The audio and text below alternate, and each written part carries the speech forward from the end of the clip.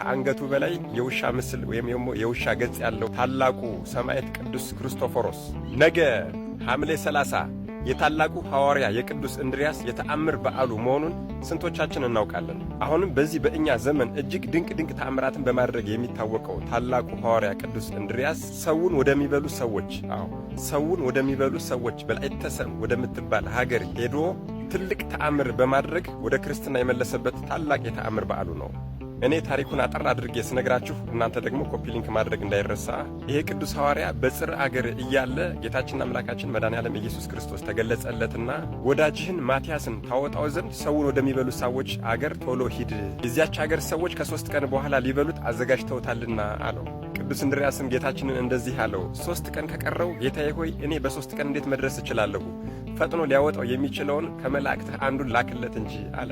ጌታችንም ለቅዱስ እንድርያስ እንደዚህ አለው፣ ወዳጄ ሆይ ስማኝ፣ ሀገሪቱን ከነ ነዋሪ ሰዎቿ ድረስ ወደ እኔ ነይ ብላት ትመጣለች። እኔ ግን እርሱን አልፈለግኩም።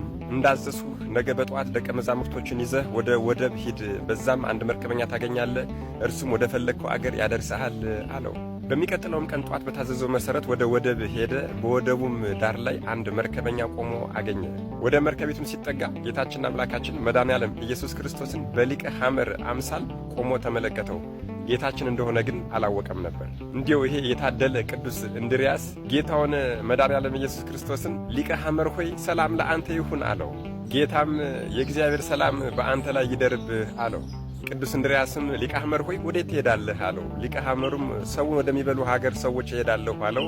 እባክህን በእግዚአብሔር ስም እጠይቅሃለሁ፣ እኔንም ወደዛው ሀገር ጫነኝና ውሰደኝ አለው። እርሱም እሺ ብሎ ጭኖት ይዞት ሂዷል። በባህሩም ላይ ሲጓዙ ጌታችን ኢየሱስ ክርስቶስ ቅዱስ እንድርያስን እንዲህ ብሎ ጠየቀው፣ ጌታ ምን ያህል ኃይል አደረገ አለው።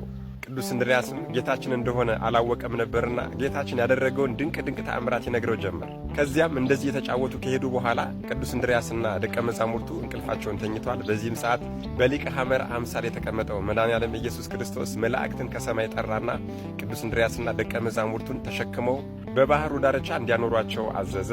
እንድርያስም ወዲያው ከእንቅልፉ በነቃ ጊዜ መርከብንም አላገኘም፣ ሊቀ ሐመሩንም አላገኘም። ወዲያው መለስ ብሎ ወዳጆቼ ሆይ በመርከብ ተሳፍረን የመጣነው እኮ ከመድኃኔዓለም ከኢየሱስ ክርስቶስ ጋር ነው፣ አላወቅንም እንጂ አላቸው። ከዚህም በኋላ ቅዱስ እንድርያስ ቆሞ እየጸለየ እያለ ጌታችን መድኃኔዓለም ኢየሱስ ክርስቶስ በጎልማሳ ሰው አምሳል ተገለጸለትና ወዳጄ እንድርያስ ሆይ አትፍራ፣ እኔ ይህንን አድርጌልሃለሁና አንተ በ3 ቀን እንዴት እደርሳለሁ ያልኸውን መንገድ እኔ በአንድ ቀን አደረስሁህ። በፍጥረት ሁሉ ላይ ኃይል እንዳለኝና የሚሳኔ ነገር እንደሌለ እንድታውቅ ይህንን ነገር አደረግኩልህ። በል ፈጠን ብለህ ተነስተህ ሂድና በእስር ቤት ወዳጅህን ማትያስን ታገኘዋለህ፣ በዚያ አስፈታው አለው። ከዚህም በኋላ ይህ ቅዱስ ወደ ከተማይቱ ገብቷል። ቅዱስ ማትያስ ወደ ታሰረበት የእስር ቤትን በር በሄደ ጊዜ በሩ ራሱ ወለል ብሎ ተከፍቶለታል። ቅዱስ ማትያስንም እየዘመረ አግኝቶታል። ሰላምታም ከተለዋወጡ በኋላ አንተ ከ3 ቀን በኋላ ይበሉኛል አልህ፣ እኛ ግን ጌታችን ወደዚህ ስንመጣ ያሳየንን ምልክት ብታይ ኖሮ እንደዚህ ባላልክ ነበር አለው። ይህንንም ብሎ ከቅዱስ ማትያስ ጋር ወደ ታሰሩት እስረኞች ዞር ሲል እሳር እየበሉ ባያቸው ጊዜ እጅጉን አዝኖ አለቀሰ። አዎ የዚህ ሀገር ሰዎች የሰውን ሥጋ ነው የሚበሉ፣ የሰውን ደም ብቻ ነው የሚጠጡ። ታዲያ ለ30 ቀን ያክል ሰዎችን ያስሩና እሳር ሲያበሏቸው ይኖራሉ። አይነ ምድራቸው ሲቀይር ቀጥታ አውጥተው እነሱን ይበላሉ ማለት ነው። ከዚህም በኋላ ቅዱስ እንድርያስና ቅዱስ ማትያስ ተነስተው እጃቸውን ዘርግተው ወደ አምላካቸው ጸለዩ። ሰይጣንን ከነሰራዊቱ ድረስ በዚያ እስር ቤት አሰሯቸውና እነዚህን እሳር የሚበሉ ሰዎች ወደ ልቦናቸው እንዲመለሱ ካደረጓቸው በኋላ ከእስር ቤቱ ወጥተው የከተማይቱ ዳር ላይ በአንድ ላይ ተሰብስበው ተቀመጡ። የአገሪቱ ሰዎችም እንደ ልማዳቸው የሚበሉትን ሰው ሊያመጡ ወደ እስር ቤቱ በሚሄዱ ሰዓት እስር ቤቱ ተከፍቶ ምንም አይነት እስረኛ ባጡ ጊዜ ጮኹ። በእኛ ላይ የሆነው ምንድነው ብለው በሚነጋገሩ ሰዓት ሰይጣን በሰው አምሳል ተገለጸና ይሄ የሐዋርያት ሥራ ነው ብሎ ያሉበትን የከተማውን ጥግ አሳያቸው። እነዚህ ሰው በላ ሰዎችም ሂደው ቅዱስ ማትያስና ቅዱስ እንድርያስን ይዘው ከተማውን በሙሉ ጥግ ለጥግና ዳር ለዳር በፈረስ ጋሪ ላይ አስረው እየጎተቱ ደማቸው እንደ ውሃ እስኪፈስ ድረስ አሰቃዩአቸው። እንደዚህ አድርገውም ወደ እስር ቤቱ ወስደው ጣሏቸው። አሁን እንግዲህ ከዚህ በኋላ ነው ድንቅና ዋናው ተአምር ያለ።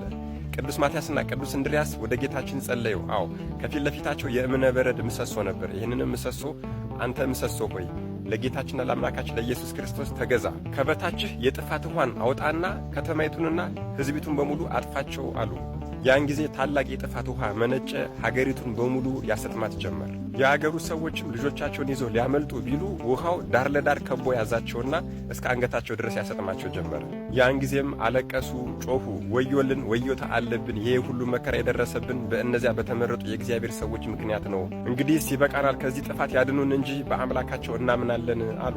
በዚህም ጊዜ ቅዱስ እንድርያስ የእብነ በረድ ምሰሶ ሆይ ይበቃሃል፣ ከዚህ በኋላ ሰዎች መጥፋት አይፈልጉምና እንዳታጠፋቸው አለው። ከዚህም በኋላ የሀገሪቱ ሰዎች በሙሉ ወደ እስር ቤቱ ወደነ ቅዱስ እንድርያስ ሄደዋል። እነዚህ ቅዱሳንም ወደ አምላካችን እጃቸውን ዘርግተው ጸሎት ሲያደርጉ አገኟቸው። በእግራቸውም ዝቅ ብለው ሰግደው እባካችሁን ይቅር በሉን አሏቸው። ሐዋርያቱም በሕያው እግዚአብሔር እመኑ እንጂ አትፍሩ አሏቸው። ከዚያም እንደገና በኅብረት ሆነው እጃቸውን ዘርግተው ወደ ላይ ጸለዩና በውሃው ስጥመት የሞቱትን ሰዎች በሙሉ በሕይወት አስነሷቸውና በዚያው ውሃ በአብ በወልድ በመንፈስ ቅዱስ ስም አጠመቋቸው። ሥጋ ወደሙንም አቀበሏቸው። ቤተ ክርስቲያንም ሠሩላቸው፣ ሕግና ሥርዓትንም አስቀመጡላቸው። በቀናች ሃይማኖትም ካጸኗቸው በኋላ እንዲህ አሏቸው፣ እኛ ያዘዝናችሁን ጠብቁ፣ ከእናንተ በኋላ ለሚመጡት ልጆቻችሁም አስተላልፉላቸው አሏቸው። ከዚህም በኋላ የአራዊትን ጸባይ ከእነርሱ ያርቅ ዘንድ እግዚአብሔርን ለመኑት። እግዚአብሔርም የአራዊትን ጸባይ ከእነዚህ ሰዎች አራቀላቸው። አሁን እዚህ ላይ እጅግ በጣም ትኩረት ማድረግ አለብን ወገኖቼ። እጅግ በጣም ብዙ ክርክር ሲያስነሳ የነበረው በረከቱ ረድኤቱ ይድረሰንና ታላቁ ሰማዕት ቅዱስ ክርስቶፎሮስ፣ ከአንገቱ በላይ የውሻ ምስል ወይም የውሻ ገጽ ያለው የሚባለው ታላቁ ሰማዕት ቅዱስ ክርስቶፎሮስ አባቱ በዚህ ሰዓት አምኖ የተጠመቀ ነው። የበላዕተ ሰብእ አገር ሰው ነው። በዚህ ሰዓት አምኖ የተጠመቀ ነው። እነዚህ ሰዎች ከሥራቸው ክፋት የተነሳም ሊሆን ይችላል። መድኃኔዓለም ኢየሱስ ክርስቶስ ብቻ ነው የሚያውቀው። ለምን ከአንገታቸው በላይ የአውሬ መልክ ከእግራቸው በታች ደግሞ ልክ እንደ አንበሳ እንደ ነብር ጥፍራቸው የሚዋጠጥ የሆነበትን ምክንያት መድኃኔዓለም ኢየሱስ ክርስቶስ ብቻ ነው የሚያውቀው። ለዚህ ደግሞ ሙሉ መረጃ የሆንላችሁ ዘንድ በቅዱስ ክርስቶፎሮስ ጉዳይ የሠራኋቸውን ቪዲዮዎች ፕሮፋይል ውስጥ ገብታችሁ ማየት ትችላላችሁ። ከዚህ ውጭ ደግሞ በመጽሐፍ ደረጃ ገድለ ሐዋርያት ወይም ደግሞ የሐዋርያት ገድል የሚል ትልቅ መጽሐፍ አለ ማኅበረ ቅዱሳን ያሳተመው። ስለዚህ እሱን መጽሐፍ ገዝታችሁ ማንበብ ትችላላችሁ።